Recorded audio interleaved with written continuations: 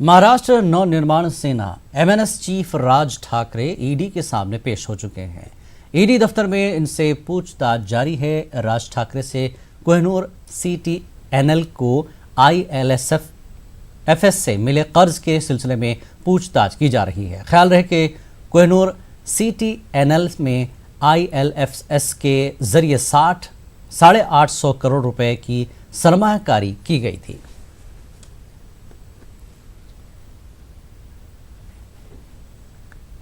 और इस पूरे मामले पर बात करते हैं। हमारे साथ प्रशांत पांडे जुड़े हैं मुंबई से। प्रशांत, क्या जानकारी है? ईडी के दफ्तर पहुंच चुके हैं, पूछताछ जारी है राज ठाकरे से।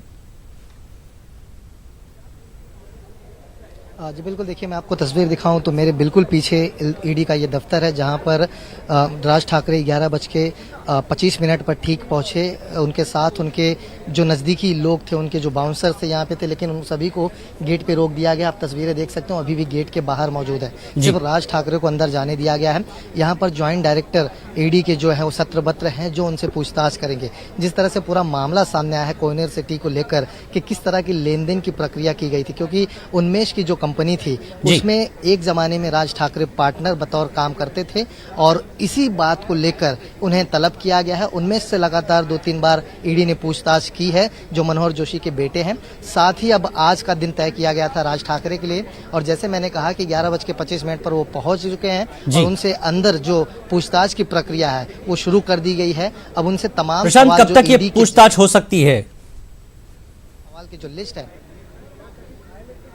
देखिए ये कहना काफी जल्दबाजी होगा, क्योंकि ईडी जो है वो काफी समय लेता है। हो सकता है 4 घंटे में पूछताछ खत्म हो, 5 घंटे में हो, या हो सकता है कि 1-2 घंटे में हो जाए। देखना होगा कि जो सवालों की लिस्ट है ईडी की वो कितनी बड़ी है और कितना समय जाता है। लेकिन हाँ, एक बात तो स्पष्ट है कि आज की पूछताछ की प्रक्रिया के बाद देखना होगा कि इस पूरे मामले में ईडी क्या कुछ अहम खुलासे सामने करती है। क्या आने वाले दिनों में एक बार फिर से राज ठाकरे को बुलाने की जरूरत पड़ेगी, या फिर और किसी और नए नाम को ईडी सामने लाती है, उन्हें नोटिस भेजती है। बहरहाल सबसे अहम दिन माना जा रहा है इस मामले को लेकर। पूछताछ की प्रक्रिया जैसे खत्म होगी तो देखना होगा कि ईडी की तरफ से क्या कुछ और। प्रशांत, राज ठाकरे की हम बात करें, राज ठाकरे ने ईडी में हाजिरी से पहले कुछ दिन पहले ही सफाई दे दी थी कि अब इस कंपनी से उनका कोई लेना देना नहीं।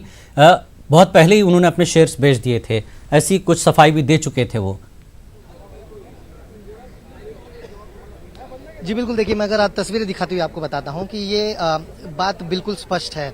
इसीलिए तमाम वो सवाल है जो राज ठाकरे को लेकर ईडी पूछना चाहता है कि जब एक जमाने में आप वहां पर उन्मेष के कंपनी में जब पार्टनर थे तो आखिर आपका रोल क्या था, कितने की लेन देन की गई है। जो अमाउंट बताया जा रहा है कि जिस तरह से कंपनी आईएलएफएसएल ने 250 करोड़ के शेयर सिर्फ 90 करोड़ में बेच दिए थे, उसके बाद भी उन्मेष की कंपनी को लोन प्रोवाइड करते थे। तो इन सारी चीजों के बारे में क्या कुछ जानकारी राज ठाकरे को है, राज ठाकरे का क्या लेन था और लोन की जो प्रक्रिया होती है। देखिए सबसे अहम ये होता है कि अगर कोई कंपनी किसी को फाइनेंस करती, लोन करती है, तो विटनेस कागज जो है उन सारी चीजों की जरूरत होती है। तो तमाम वो सवालात हैं, जिस तरह से मैंने कहा कि ईडी के पेपर पर सवाल सारे रेडी हैं। इंतजार राज ठाकरे का था। राज ठाकरे 11:25 पर पहुंच भी चुके हैं और पूछताछ की प्रक्रिया ज्वाइंट डायरेक्टर, जिस तरह से मैंने आपको बताया कि सत्रबत्र जो मुंबई को लीड करते हैं, वो खुद उनसे पूछताछ की प्रक्रिया को आगे बढ़ा रहे हैं। देखना होगा कि जब एक बार प्रक्रिया पूरी खत्म हो जाती है पूछताछ की, तो देखा ईडी इस मामले में क्या कुछ सामने लाता है कि राज ठाकरे उससे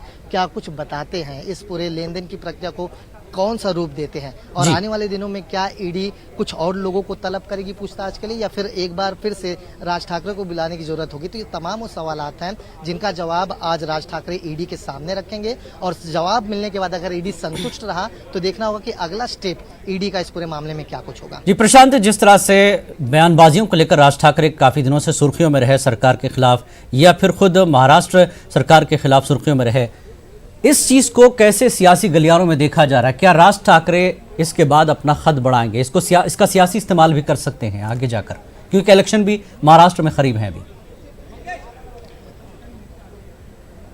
जी बिल्कुल, देखिए राज ठाकरे एक बड़ा नाम है महाराष्ट्र में। अगर राजनीति की बात की जाए तो एक अलग सा उनका रुतबा रहा है, अलग पहचान रही है, अलग वर्चस्व रहा है मन से राज ठाकरे का।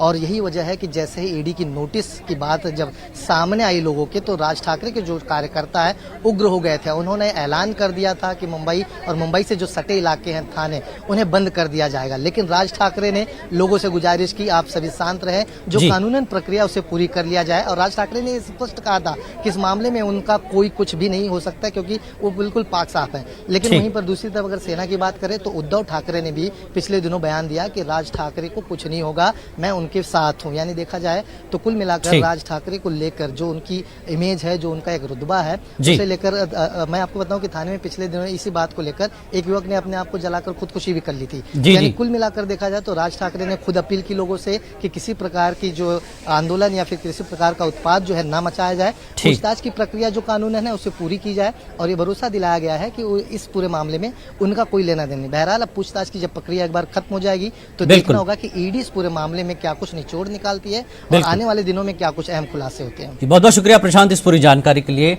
जैसा कि नुमाइंदे प्रशांत बता रहे थे कि